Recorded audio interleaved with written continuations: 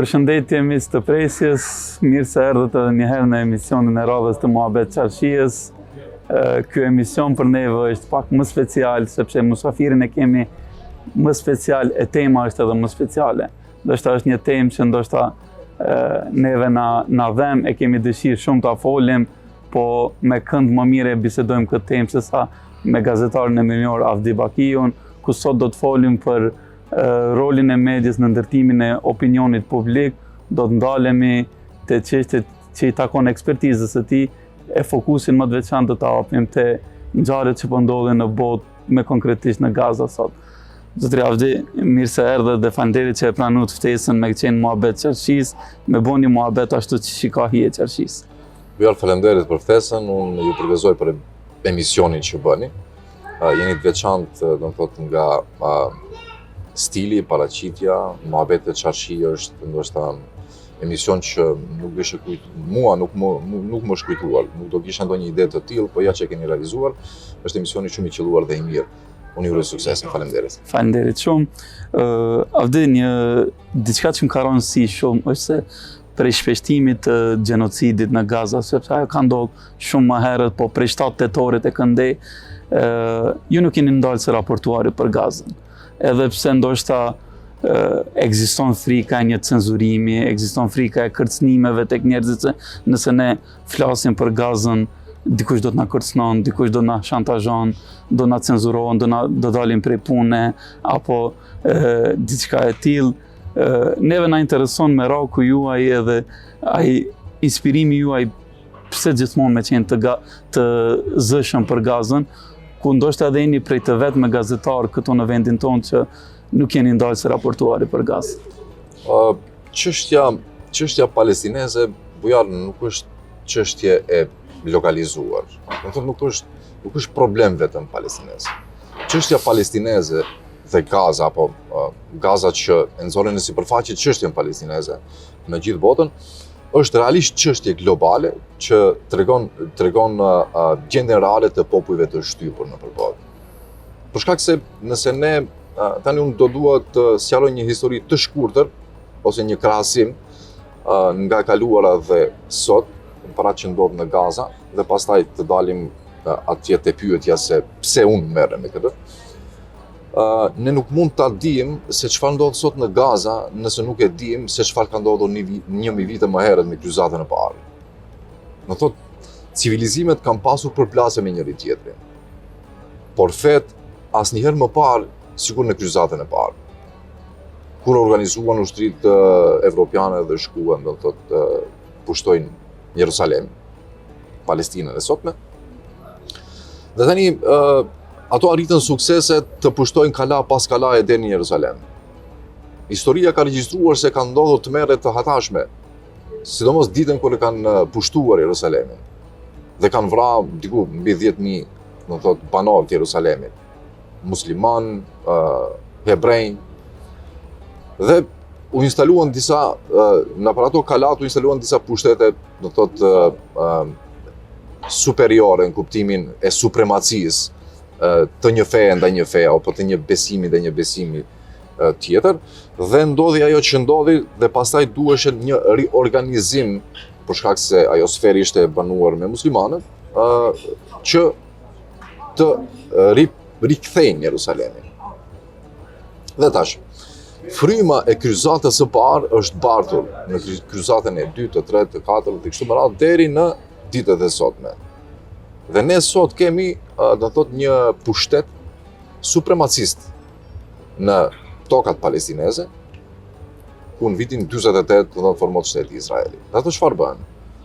Ato realisht pasi pushtuan dhe kolonizuan me ndihmën e fuqive kolonizatore, si Britania, Franca, të cilat kolonizuan pjesë të mëdha të Afrikës. Ato çfarë bën? I dërguan hebrejt atje dhe bën një shtet teokratik, që ne sot e njohim, apo media botërore e reklamojnë si një shtet demokratik, por realisht është një shtet teokratik, i ndërtuar mbi bazat e një feje tjetër. Dhe tash atje po ndodh një padrejësi e madhe. Do thotë, si ka mundësi të vi një popull po e zem në Shkup dhe t'i kolonizoj këto vende, na e marrë tokat tona. Do thonë, dhe në aspektin gazetares ne ta shohim atë viktimën, ta favorizojmë në fakt agresorin dhe ta dënojmë viktimën. Kjo ndodhi në Gaza. 7 tetori ishte produkti gjithë dhunës që regjimi sionist, do thotë, bëri mbi palestinezët dhe vazhdon të bëj për gati 100 vjet. Dhe për atë arsye ne kemi, do thotë, kemi 7 tetorin, kemi intifadën e parë, intifadën e dytë, vrasjen e liderëve të rezistencës. Dhe kemi një ushtri mediash që bëjnë propagandën për regjimin sionist në Izrael. Tani, ndoshta fitohet për shtypja se unë po dua që të rikthehet një regjim islam atje. Po nuk është ashtu. Dhe në bota vuan për drejtësi, për vlera universale. Pa. Dhe tash, ne në munges të këtyre kemi gjitha ato të mera atje. Nëse një regjim, cili do qoftë, çfarë do feje qoftë hebrej, qoftë i krishter, qoftë musliman, një pushtet pra në tokat palestineze dhe në lindjen e mesme do kishte do të thotë ndikimin dhe do ishte i drejt, jemi dakord të gjithë. Njerëzve u duhet drejtësi. Edhe aq shumë padrejtësi është bërë atje dhe vazhdon të bëhet në aspektin profesional, unë nuk mund të rrijej heshtër. Po kur filloi gjenocidi në Gaza, unë i thash një betim vetes. Thash unë nuk do të ndalem së raportuari me fakte dhe argumente për gjithë atë që ndodh atje deri në ditën që të ndalet gjenocidi në Gaza, i cili në forma të tjera vazhdon të sot. Dhe tani, a është e drejtë, sa është e drejtë, a kam fakte dhe argumente, të gjitha analizat e profesorëve, të gjithë feve, që takojnë gjithë feve të ndryshme, për shembull, ka analizat profesorëve hebrej, ka analizat profesorëve të krishterë dhe musliman, të universiteteve të ndryshme në përbot, ndoshta në 4 anët të botës. Dhe gjithë ato analiza, më thotë, nxjerrin realitetin e vërtetë që ndodh në Gaza. Dhe gjithë këtë realitet unë kam zgjedhur ta publikoj. Dhe unë do ta bëj derisa jam gazetar dhe derisa kam mundësinë, derisa kam median ku e bëj. Se do ishte problem nëse do isha në ndonjë media tjetër ta realizoj këtë emision. Patjetër. Po, ndërsa në televizionin shenjë, aty do të thotë prej 7 tetorit. Emisionin e parë kanë filluar më 10 tetor. Dhe aty e kam nis emisionin për arsyet që sollën 7 tetorin dhe pastaj edhe ato sulmet izraelite dhe gjenocidin që vazhdon edhe sot. Kjo është nëse kam mundur ta bëj një përshkrim, do thotë, asaj. Shumë përshkrim i mirë. Si kanë filluar deri sot. Zoti ju shpërbleft e inshallah dhe vazhdoni, inshallah kjo ne shpresojmë që të ndalen emisionet nëse ndalet gjenocidi atje. Përderisa vazhdon ky gjenocid, ne duhet gjithmonë të jemi një zë që e transmeton atë tek populata jonë. Gjatë studimeve në komunikim, ne kemi mësuar edhe termin e atyre gatekeepers, që janë ata që e mbajnë ose port mbajtësit, nëse mund ta përshtatim në shqip. Ata të cilët i kontrollojnë çka hyn edhe çka del në media, cili informat hyn, si filtrohet dhe si del. Ju jeni me fat që ndoshta jeni me një media që e lejon të del ky informacion i saktë dhe të jeni një burim informacioni. Se shini në aspektin global, media, për shkak se cekët edhe jo në fillim, ndoshta edhe krejt ki historiku i shtet formimit të Izraelit ka ndodhur me ndihmën e kolonizatorëve, kështu me radhë, po sot edhe mediat janë pjesë e asaj force kolonizatore, të cilët mundohen ta mshefin dhe ta filtrojnë çdo lajm që del në media dhe ai lajm të jetë i përshtatshëm për to. Sa funksionon dhe kush janë ata gatekeepers sot në aspektin global, nëse dalin ta marrim në kontekstin e Gazës? Në media si e tillë do të thotë ka qenë gjithmonë mjet propagande. Gazeteria e lirë, mendoj se nuk di nëse ka ekzistuar. Edhe nëse ekziston, ajo nuk ka fare peshë. Për atë arsye do të thotë ekzistojnë gjithë këto mediat e fuqishme, korporatat mediatike, të cilat kanë ndërtuar disa televizione, portale, për shembull tash edhe me rrjetet sociale, kanalet YouTube-se apo faqet Facebookut e Instagram X e kështu me radhë. Dhe ato do të thonë ndërtojnë propagandën në varësi të interesave të veta, do të thotë edhe ekonomike.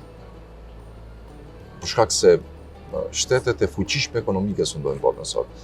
Tani kush janë ata? Ata për shembull, ata që mbajnë propagandën gjallë, ata mbajnë edhe qeveri gjallë. Janë ata njerëz apo ato njerëz prapa perdeve, për shembull në Amerikë janë pronarë të korporatave. Janë pronarë të kasinove, janë pronarë të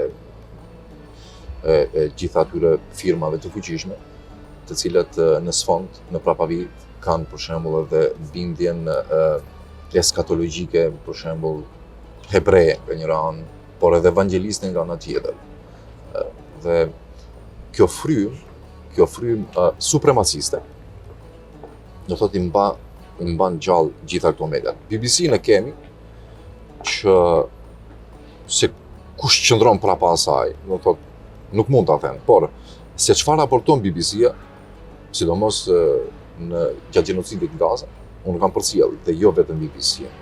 Ja kam pushtuar një emision mediave kryesore perëndimore, të cilët ndërtojnë opinion publik dhe si ato janë qasur padrejtisht luftës në Gaza. Do thotë, kur Izraeli vriste në mesatarisht çdo ditë nga 100 apo 200 palestinez në padallim, fëmijë, pleq, gra, po padallim fundjavë gjitha njerëz, BBC njëherë kishte bërë një reportazh për qenin e një palestinezi. Pastaj, do thotë, gjatë gjenocidit BBC ka bërë për shembull reportazhe të familjeve të pengjeve izraelite që i mbante Hamasin. Se si ata përjetojnë, se sa e vështirë është, se nuk mund ta paramendojnë kjo që po ndodh, si ka mundësi, do thonë kanë kidnapu, pa kanë ngrënë, s'kan ngrënë ai. Reportazh të plot. Ne kishim për shembull para një viti diku 50.000 të vrarë apo 40.000 të vrarë palestinez dhe vazhdoshin vrasjet për çdo ditë në Gaza, do thotë nga ana izraelite. Edhe kjo është, do thotë, raportim jo veç i padrejt, po edhe është raportim puro fashist, që nuk mirësh fare me një popull i cili po vritet për çdo ditë dhe glorifikon një popull tjetër i cili bën atë akt. Do thotë, ideologjia sioniste dhe supremaciste e bardhë është ajo e cila realisht i ka sjell gjën më të keqe botës në shekullin e fundit. Ne shohim progresin e shteteve perëndimore, dhe ato kanë sjell demokraci të brendshme, por ato me mbulesën e eksportimit të demokracisë nëpër vendet e më të pazhvilluara, ose konkretisht nëpër vendet e kolonizuara, siç ishin lindja e mesme dhe Afrika. Me këtë arsyetim se po eksportojnë demokraci atje, ato realisht do thotë kanë eksportuar kaos. Dhe sot ke qindra grupe të armatosura që luftojnë njëri me tjetrin për territor, për ndikim, për arsye politike kështu me radhë, ndërkohë fuqitë kolonizatore do thotë po i vjedhin burimet nëntoksore, po marrin naftën e lindjes mesme dhe po rrjedh lum andej, po marrin arin e Sudanit edhe të Kongos, apo po marrin minerale të rralla, po marrin diamante, po marrin gjithçka. Dhe në fund po del se mirë ne kemi shkuar atje të eksportojmë demokracinë, se ne mirë po jetojmë këtu në vendin tonë, apo ti demokratizojmë edhe të tjerët, me idenë se ne jemi superiorët dhe ne duhet të ndihmojmë rasat inferiore në për këto vende. Media ka luajtur rol shumë të madh në formësimin e opinionit publik në gjithë botën. Për shembull në këtë qoshe të Evropës ku jemi ne, edhe fetarisht nëse e marrim, apo në mesin ton ka gjithmonë edhe biseda apo diskutime për çështje sektare. Sunitët, shiitët. Nëse ne kur flasim mes vete do të thotë për këto sekte në shiitët i shohim si edhe ato që janë muslimanë, ato bashkëpunojnë me çifutët, ato kështu me radhë. Dhe në fund, a kemi qenë ndonjëri prej neve në Iran? Asnjë. Ka e dim në Iran. Iranin, si e dim në Iran? Kush na tregoi neve Iran? Media. Më thënë, për atë arsye ne kemi kaq shumë përshale edhe në shoqëritë tona. Dhe të mos flasim në shtetet më të mëdha dhe më me ndikim. E përmendet shumë mirë që media luan rolin shumë krucial në këtë formimin e opinionit publik. Si duhet të kemi një edukim medial, si duhet t'i njohim këto perceptimet, fabrikimet mediatike që na ofrohen neve, si duhet të arrijmë në atë të shohim cili është informata, dezinformata, misinformata, të bëjmë një dallim të shohim që mos të manipulohemi kaq lehtë. E përmendet shumë mirë çështjen e Iranit, ndoshta asnjë prej neve nuk e njeh, por gjithë kanë një opinion për të. Po. Për shkak të medias. Tani në epokën e digitalizimit dhe të rrjeteve sociale, ku ne e dimë edhe gjenocidi nga Gaza, po edhe tani në Sudan, do thotë po na shfaqet në rrjete sociale pa cenzurë. Ne po shohim pamje të bombardimeve, po shohim fëmijë të coptuar, po shohim përdhunimet që bëhen, po shohim gjithçka. Dhe sot realisht si mund ne të marrim informacionin e saktë dhe të mos ndigohemi në media. Po kjo është në rrjetet sociale. Ne në rrjetet sociale jemi të gjithë. Ne gjithë kemi rrjete sociale, profile në rrjetet ndryshme sociale. Dhe ne i shohim gjithçka çfarë po ndodh në botë. Konkretisht në vendet apo në konfliktet më të nxehta, siç është Gaza apo edhe Afrika. Dhe ne këtu mund ta shohim të vërtetën që po ndodh dhe të vërtetën e propagandës që po na servohet.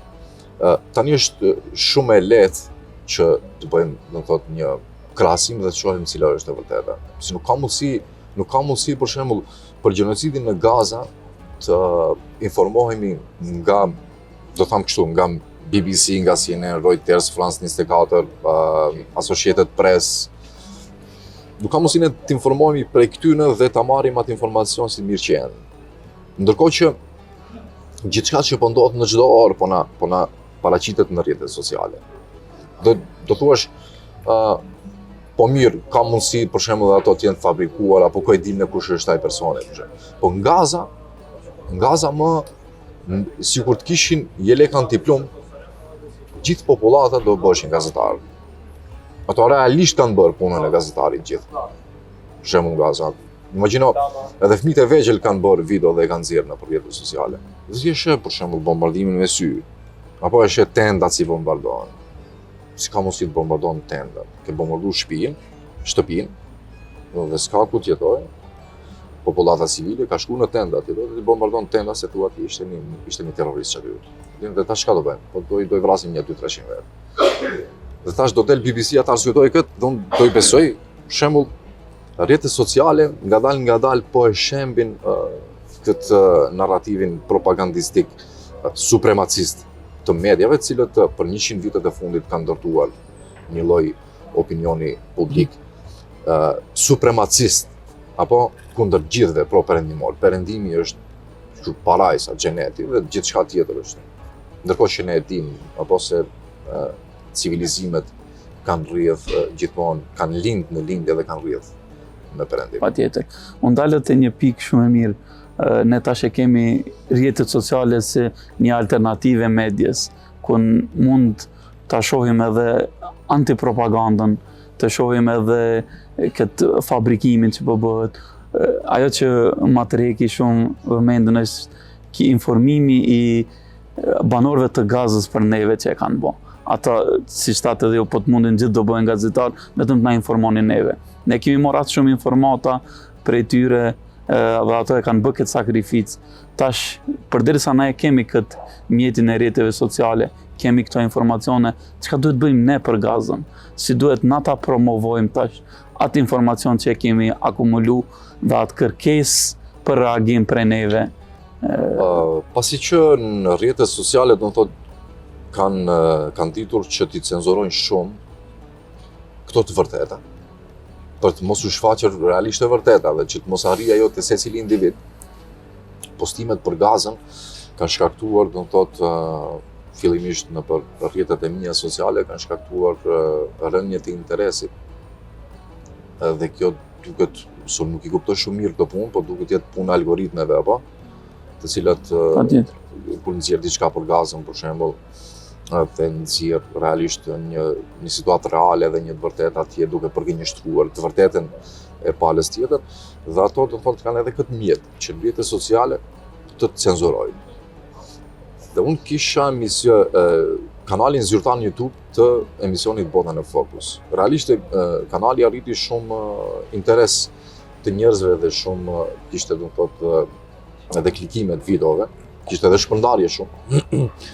Dhe pas 3 viteve, në fakt jo, pas 2 viteve punë pa ndërprerje në kanalin e YouTube-s, YouTube ma bllokoi.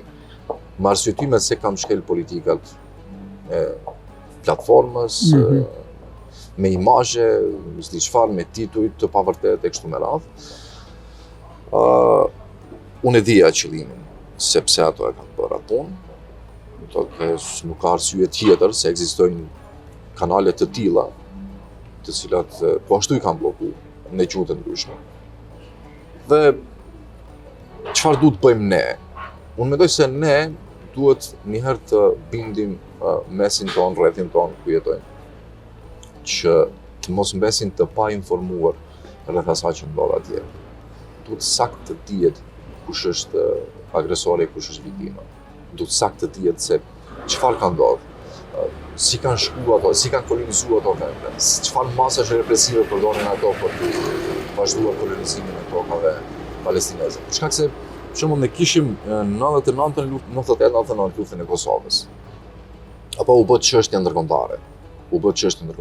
Dhe NATO intervenoi dhe shqiptarët u çliruan.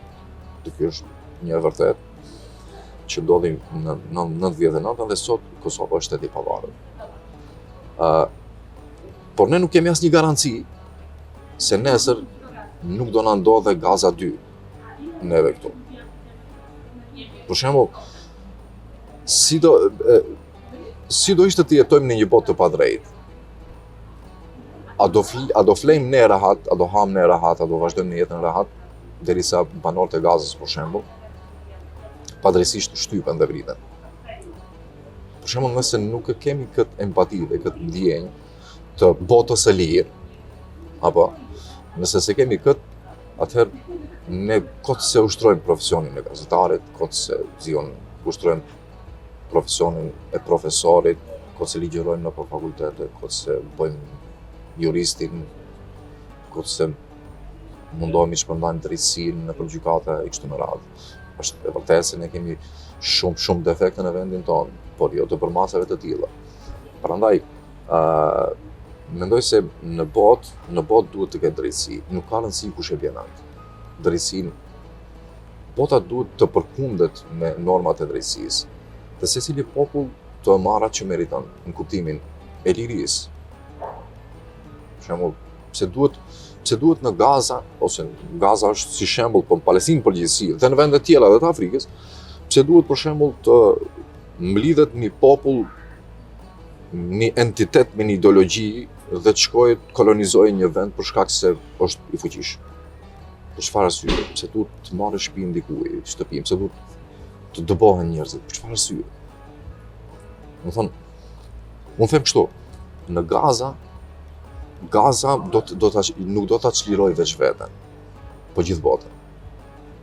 Se ndjenja antikolonialiste jo vetëm është rritur, po është fuqizuar goxha shumë me gjenocidin në Gaza. Si ka mundësi Gaza të zgjoj vetdijen e miliona njerëzve nëpër Evropën perëndimore, në Amerikë. Protestat nuk kanë të ndalur edhe sot. Një Gaza nuk di me territor, është shumë pak shumë e vogël, me një popullsi 2 milionë. E kanë ndezë shkëndijën antikolonialiste në botë. Pse? Kjo dëshmon se popujt në përgjithësi, tash pavarësisht vendeve ku jetojnë, po në përgjithësi nuk e duan tiraninë, nuk e duan pushtimin, nuk e duan padrejësinë. Dhe Gaza po kujtoj se mirë, ja si duket. Kështu figurativisht, si duket një gjë e padrejtë, për shembull, në këtë botë. Dhe për atë arsye kam bindjen, dhe nuk e di nëse do jetojnë ato vite, po kam bindjen që Gaza do e çliroj botën. Tani, ajo sa do zgjas, do janë procese, të cilat sigurisht duan kohë, por nuk lëkundem nga kjo bindje. Inshallah. Një pikë tjetër që gjithmonë ma ka tërheq vëmendjen ka qenë edhe çështja e bojkotit. Nëse e shohim nga perspektiva mediatike, sa ka ndiku informimi mediatik në një sensibilizim dhe në bojkotim të produkteve izraele apo mjeteve mediatike izraelite e kështu me radhë, sa ka ndiku kjo dhe a duhet të qëndroj bojkoti apo duhet të shihen metoda tjera cilët i shohim më të arsyeshme? Shif, bojkoti është ndoshta është mjeti më i drejtë i luftës kundër pushtimit, kundër kolonizimit, kundër padrejtisë. Mediat nuk është që kanë luajtur ndonjë rol të madh në këtë drejtim. Për shembull, për punë bojkotit, aq sa kam përcjellur prej mediave që i ka dhënë më shumë zë kësaj çështje është platforma e Turqisë, TRT. Askush tjetër. Çështjen e bojkotit e kanë aktualizuar, e kanë favorizuar, e kanë mbështetur dhe promovuar organizatat jo qeveritare, individët. Dhe a ka pasur sukses? Duket se po. Duket se ato kompani të cilat do thotë janë me sfond sionist kolonialist, ato kompani kanë marrë, do thotë kanë përjetuar humbje të mëdha. Por sigurisht që vazhdojnë të mbeten kompani të mëdha ato, për shkak se do thotë kanë edhe traditë prodhimi edhe shtrirje në gjithë botën. Por a kanë luajtur rol pozitiv bojkoti? Unë mendoj se po. Mbi gjitha mjafton që opinionin botror është informuar se realisht kush qëndron pas gjenocidit. Nga vijnë ato armë, kush i financon ato. Do thotë, opinioni mbar botror e ka të qartë strukturën e ndërtuar ndër dekada të kësaj makinerie. Dhe kjo është shumë e rëndësishme, por tani kur flasësh individualisht me miq, me zi, për shembull, kudo që shkon, ka njerëz që thonë, çka thash, unë do blej një Coca-Cola, për shembull, çka do i bëjë Coca-Cola e blej ose se blej. E kupton, sa do të dëmtohet në kompaninë. Logjika konsumeriste është kjo. Do thotë, pastaj është edhe çështja e egoizmit. Po më pihet një Coca-Cola dhe unë do e pi një Coca-Cola dhe kjo 1 cent ja çoj Izraelit, me 1 cent s'u bën as 1 cent, për shembull, ushtria apo. Puna e bojkotit duhet të jetë shumë punë serioze. Nga ana tjetër, edhe ato që bëjnë bojkotin duhet të ofrojnë një alternativë tjetër, që pastaj të ketë kuptim bojkoti. Nëse nuk e pi nëse nuk e pi një Coca-Cola, unë do e pi një Coca-Cola tjetër, po nuk e pi këtë. Për shkak se apo qëndron pas kësaj, pas gjenocidit Gaza, ka financu ushtrinë izraelite që nga 48 andej, e kështu me radhë, po ku nuk do kem këtë, do të kem atë tjetrën andej. Dhe prandaj nuk ka shumë sukses. Ka sukses, po jo një sukses aq të madh sa pritej që tjetë. Sa megjithatë ka marrë jehon, por nuk është se ja ka arrit qëllimin. Sikur po shkon drejt shuarjes tash, në fillim do të ishte pak vrulli më i madh, ndoshta tash po shkon. Derisa ka vazhdu gjenocidi në Gaza, do thotë me 10 tetor 2025, ka gjithçka ka qenë aktive, bojkoti, protestat, për shembull, presioni nëpër kompanitë e prodhimit të armëve në Britani, në Gjermani, në Francë, kështu me radhë. Por me marrëveshjen e paqes, të cilën do shohim nëse është vërtet një marrëveshje paqe në Gaza. Me atë marrëveshje, disi sikur janë heshtur gjërat dhe tash po presim se çfarë do të ndodhë. Në opinionin tim, unë mendoj se atje nuk do ketë paqe asnjëherë. Për arsyeën e vetme se asnjë popull nuk është superior, asnjë racë nuk është superior, asnjë fe nuk është superiore. Zoti ka kriju gjithë njerëzit të lirë të barabartë. Dhe derisa ne do të thirremi në superioritet ndaj tjetrit, me automatizëm, ne jemi kolonizatorët, ne japim të drejtë vetes, vrasin popull, japim të drejtë. Këtë po bën Izraeli atje. Dhe derisa ekziston ajo struktura sioniste në këtë sfond fashist kundrejt popullit, jo vetëm palestinez, po të gjithë botën. Po ato kanë rastin të jetojnë me palestinezët dhe për atë arsye po bëjnë atë ndaj palestinezëve. Se po të jetonin, po të kishim pretendime për shtet në për vende tjera, apo për shtet të premtuar nga Zoti, do va bënin edhe të krishterëve dhe budistëve dhe gjithë do va bënin. Këtu është defekti. Këtu është problemi. Prandaj unë mendoj se nuk do ketë paqe atje derisa nuk shembet kjo strukturë. Gjithë kanë të drejtën të jetojnë ku të duan, por askush nuk ka të drejtë të uzurpojë pronën e tjetrit. Patjetër. Gjatë bisedës e cekët që ne jemi për drejtësinë dhe është e mirëseardhur drejtësia nga kushdo që vjen. Pra nuk kemi një misionarizëm të caktuar që vetëm ne ta sjellim drejtësien. Kjo ndoshta i takon edhe parimeve të gazetarisë, cilë duhet të jetë informimi i duke mos anu nga asnjë palë, pa anshmëria pra. Sa është sot aktive pa anshmëria tek gazetarët, tek mediat? Po fokusohemi në vendin tonë dhe pastaj ndoshta më. Ne fillimisht jemi vend i vogël, tash ne kemi një lloj lirie të shprehjes, por ajo shpesh ditë keq përdoret.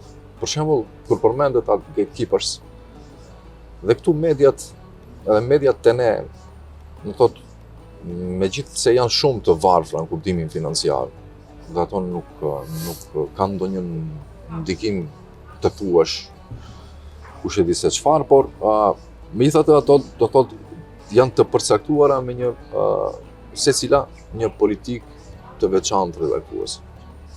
Për shembull, ne kishim rastin e televizionit Klani, i cili u hap në Maqedoninë e Veriut, dhe i cili ne si gazetar kishim informacionin se Klani e ka një afat skadence. Do thotë, ishin zgjedhjet e 2024, zgjedhjet parlamentare, dhe ne gjithë gazetarët e ditë, ato brenda në Klan dhe ne, do thonë nëpër media tjera, e dishim se Klani do mbijetojë ose do fuqizohet dhe do thotë që media e parë shqiptare në Maqedoni apo më e fuqishmja. Në rast se në zgjedhjet e 2024 fitonte partia shqiptare që ishte në pushtet. Dhe ne dishim gjithë këtë. Dhe tash ne nuk mund të flasim për gazetarit ligë. Në fakt, një gazetari nuk mund të imponojë dikush politikën redaktuese. Edhe këtë unë nuk e besoj, ja ka imponu dikush. Për shkak se ti për shembull kur bën një gazetar, kur shkon bën një kontratë pune me një shtëpi mediatike, me një televizion dhe pranon kushtet. Dhe në fundin e shkruan kontratën. Dhe ti nuk mund dash rebeli i televizionit edhe kundra politikës redaktuese e televizionit. Ti e parasysh? Por a janë të politizuara mediat në Maqedoni? 100%. Dhe tash, a kemi ne informim të drejtë dhe sa kemi informim të drejtë? Nëse ndjekim edicionet e lajmeve, unë kisha thënë që po. Edhe pse njerëzit kanë përshtypjen se mediat gënjejnë, rrejnë. Kështu më thonë, ju rrejni shumë. Edhim, nuk është e vërtet.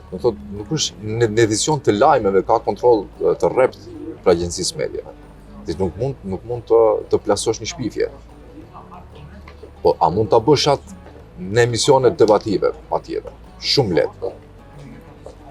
Dhe aty bëhet propaganda, në emisionet debative. Nuk bëhet në edicion të lajmeve. Gazetari a duhet të mirret për shembull me çështje investigative të si thush, çështjen e qeverisë, apo ndonjë dyshim për korrupsion politikanëve, ndonjë politikani. Edhe atë duhet ta bëjmë. Po çfarë bëjmë ne në Maqedoni e Veriut? Për shembull, si raportojmë ne? Nëse i merr gjitha mediat shqiptare, po edhe maqedone. Po flas për media shqiptare. Nëse marrim gjithë media shqiptare, për shembull, shtyllë kryesore të informimit e kanë në edicionin e lajmeve. Në edicionin e lajmeve nuk është se ato mund të shpifin, por çka bëjnë? Në edicionin e lajmeve për çdo ditë ne nisim edicionin e lajmeve me një lajm nga qeveria, për shembull. Është taku kryeministri me kryetarin e qytetit të Shkupit, kanë folur për çështjen e mbeturinave apo problemit të mbeturinave që ishte aktuale. Dhe pastaj vazhdojmë me çka vazhdojmë me politikë. Vazhdojmë me politikë, 3, 4, 5 për shembull kronike kemi politike. Ndodh që s'kemi asnjë temë që trajton probleme sociale. Në këtë formë, do të thonë ne nuk i drejtohemi opinionit për informim të drejtë. Ne i drejtohemi militantit. Ne po flasim për militantizëm më. Se dhe ashtu është nda me shoqëria këtu të ne. Ato votues të njërës parti dhe të tjetrës parti, dhe ke 2 tabare të cilët janë me bindje militante, dhe pastaj ato përplasin njëra tjetrën. Edhe nuk flasin argumente. Njëri ka atë televizion që pak favorizon opozitën, ky tjetri ka televizionin që favorizon pushtetin, edhe nuk është se ne po bëjmë shumë këtë drejtim, ose nuk është se ne po bëjmë atë që duhet të bëjmë këtë drejtim. Për shembull, ne kemi milion probleme të cilat duhet i trajtojmë pa u lidhur me qeverinë. Ne kemi probleme sociale. Për shembull, media realisht duhet ta ketë rolin edukativ. Media, për shkak se njerëzit apo media shpërndan propagandën dhe ndërton opinion publik. Media duhet të ndërtoj, domethënë një shoqëri pozitive dhe produktive. A kemi pas këtë deri sot? Se kemi pas. A kemi pas media? Deri sot jo. Unë nuk shoh. Flas për politikën e mbrëmshme dhe problemet e mbrëmshme. Nuk shoh se kemi pas ndonjë media të tillë. A do doja të ishte ashtu? Padyshim që po. Por media është biznes shumë i shtrenjtë dhe nuk është e lehtë të mbash në media. Patjetër. Sidomos ideologjike në kuptimin pozitiv, apo që nuk është komerciale, është e vështirë. Është e vështirë se nuk mund të mbjetosh në këtë mes. Ka rastis një herë ta ndëgjoj një fjalë prej një drejtuesit të emisionit në Turqi, ku thotë ne duhet ta kërkojmë shërimin atje prej ka e kemi marrë plagën. Dhe plagën e kemi marrë prej medjes, për këtë arsye ne duhet të krijojmë sa më shumë përmbajtje të mirë në media, që media të jetë një mjet shërimi për gjithë këto problematikat ekonomike, sociale, politike, kështu me radhë në vendin tonë. Ne ju falenderojmë shumë që ju po mundoheni ta bëni këtë. Sa përfund deshta t'ju pyes se çka do t'i këshillonit gazetarët e rinj, të cilën mundohen në këtë botë mediatike të ideologjizuar, të politizuar, si do që ta ruajnë atë njanshmërinë dhe t'i ruajnë parimet e tyre gazetareske dhe të jenë të gatshëm të sakrifikojnë për parimet e tyre për të bërë një gazetari të mirë. Unë do mundohem, do të thotë, nëpërmjet një shembulli që të përcjell një mesazh të gjithë të rinj që duan të bëhen gazetar, mirën me punën e gazetarisë. Dhe ajo është kur ndodhi grushteti në Turqi në 2016 dhe kam bërë disa emisione, por atëherë më erdhën, do të thotë, kisha ftuar disa ekspertë nga Turqia, të cilët për ta trajtuar çështjen, të shohim detajet çfarë ndodhi, pse ndodhi, kush e bëri, po të kishte sukses, apo grushteti çfarë do ndodhte kështu me radhë, në gjithë këto kishte edhe familjet dëshmorëve të cilët ranë në atë të kopshme, dhe ishte një profesore kisha në emision, por para se fillojmë emisionin më tha, ju keni gazetaria, tha, profesion i shenjtë. Se kuptova, ta them drejt, pse ma thot kështu aty. Thash, po, pse profesor mendon ashtu? Tha, a di tha çka është gazetaria? Gazetar, tha, janë ato njerëz të cilët e kanë shpërndarë nëpër botë hutben e lamtumirës të pejgamberit alayhis. Unë mendova, thash e drejt. Ashtu që e kupton. Do thotë, gazetari është ai i cili e shpërndan të drejtën. Ai i cili balanson do të thotë lajmin. Ai i cili ka për qëllim të publikojë vetëm të vërtetën. Nuk është gazetar ai që shpif. Ai që shpif është mercenar. Më thonë nën petkun e gazetarit. Se nuk ka mundësi të thirrësh në gazetari dhe të shpifish. Kupton, ta luftosh të vërtetën. Nuk është gazetaria të luftosh të vërtetën. Ajo vetëm është një propagandë që i shërben një ideologji të mbrapshtë, realisht. Imagjinoni të shpërndash një lajm mbi shpifje për një çështje të caktuar që mund të jetë shumë e nxehtë te ne. Për shembull, që mund të shkaktojë një konflikt. Imagjinoni çfarë mund të bëhet. Edhe mes dy familjeve, mes dy shokëve, mes dy popujve, me kështu me radhë. Prandaj, gjithë ato që duan të miren dhe do të merren me gazetarinë e ardhmen, duan të kenë parasysh të shpërndajnë, të publikojnë vetëm të vërtetën. Dhe e vërteta është e njerëzimit. Ajo i njeh gjitha gjuhët dhe kudo që shkojnë, kudo që mund bëhen gazetarë në botë, ti shërbejnë vërtetës. Ndryshe nuk mund të kemi sukses ne këtu, do të thotë, edhe si media dhe si gazetar individual dhe edhe si shoqëri, po edhe në gjithë botën. Prandaj sot e kemi gjithë këto probleme dhe gjithë këto gjak në përballë po derdhet. Pikërisht për këtë arsye. Për shkak se gazetaria është shndruar në armë të rrezikshme. Patjetër. Avdje nisëm me gazën, e përfunduam me gazetarinë, dy gjëra që po mundoheni ti bëni mision të jetës suaj dhe që jep një jetë në formën shumë të mirë. Muhabeti me juve në qarshi nuk përfundon asnjëherë.